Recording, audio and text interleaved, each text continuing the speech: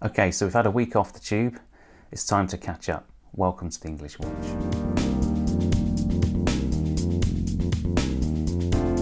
Okay, before we get started, don't forget to like this video if you like it, and please check out some of my previous videos. Hope you'll find something there that's interesting. Please also don't forget to subscribe and hit the bell icon so that you're notified of every time we upload a new video. Your help in supporting this new channel is much appreciated, and thanks very much.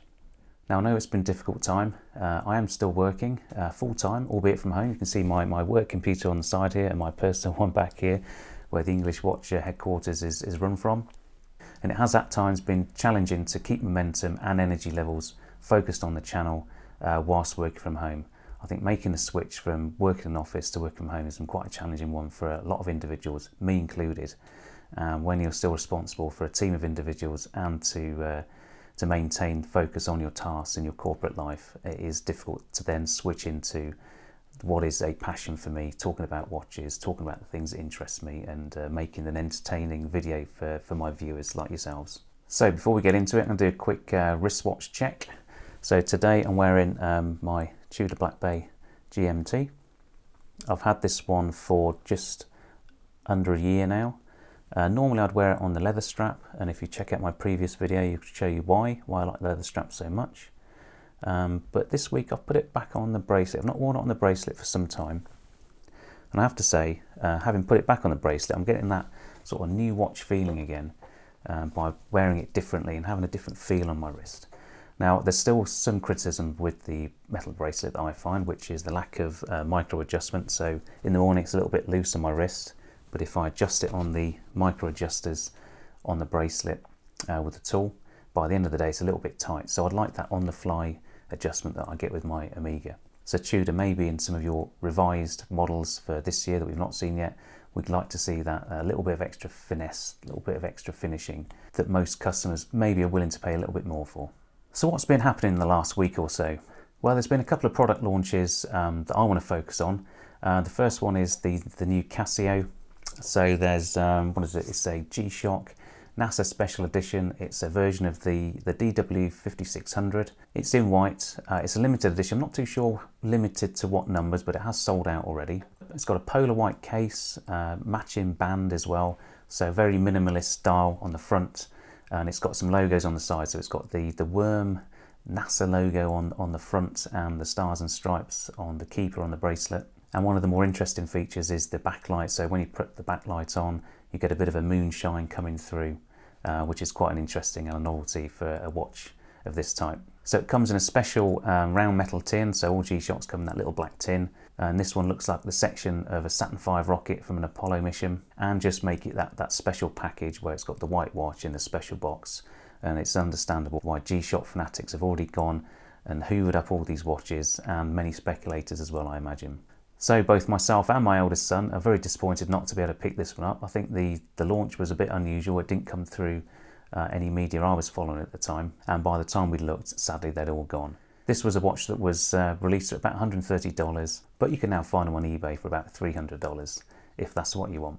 So to console ourselves, we went straight onto Amazon and had a look at what was available. And we've now bought a B5600. It's the one with the blue bezel insert. And it's got the Bluetooth and the solar charging battery, and my son's quite happy with it now. So that only cost about £80. There was a £10 special voucher that you could just click a box in the Amazon shopping cart that applied another £10 off. So it's worth checking that out. It's certainly not left his wrist since it landed in the post. So last week also saw the Watches and Wonders release. This was an online organised show by the Watches and Wonders people. And a number of brands have used this as an opportunity to release some of their own product, and I'll focus on a couple here. Now, there's still no sign of new releases from Omega, Tudor, Rolex. Rolex have obviously deferred their releases till later in the year. I suspect Omega will drip feed some things out throughout the remainder of the year, as they have tended to do so, and I suspect Tudor will align theirs very much to the Rolex releases. Now, the watches that drew my eye the most were the new JLC Master controls. Now, I did try a Master control on earlier in the year. It was the old moon phase. I've got a thing for moon phases. There's one of the complications that I do want on a watch at some point. I find the Master control a very good value, very well made and refined watch. Almost the perfect Calatrava alternative. And I think with the new version that JLC have just released, it's that extra bit of refinement, the new straps, the way the dials have been updated with a almost timeless, elegant look is superb. I think the sweet spot in the range for me is the Master Control calendar. I think it integrates the date and the date window and the moon phase symmetrically on the dial beautifully, and with the radial day marker going around the periphery of the dial with the jump across the moon phase at the bottom is simply outstanding. And at that price point, under £10,000 UK, I think it's stunning value. When able to do so, it's certainly one of the watches I'll be heading to the AD for to go and check out myself. So as I said at the start, I've had a bit of a week off the video. I've been hitting it quite intensively for the last 5 or 6 weeks, and I've really enjoyed making content for you guys. I've learned loads in terms of how to record video, how to edit video using iMovie, and I've learned so many tips and tricks from other users on YouTube.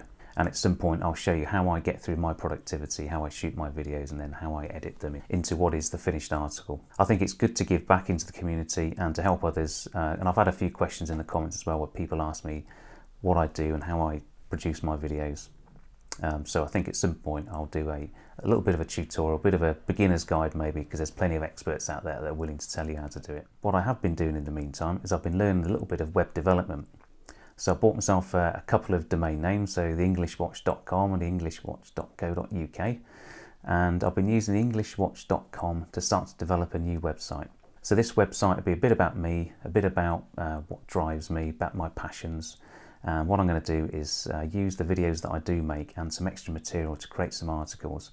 So to give a bit more padding around the videos, I think the videos need to be short and punchy, and then by using the website we can add a bit more detail, maybe send you to some different places where there's maybe some more expertise and a bit more information to help you find that final piece that enables you to go and buy that watch that you want.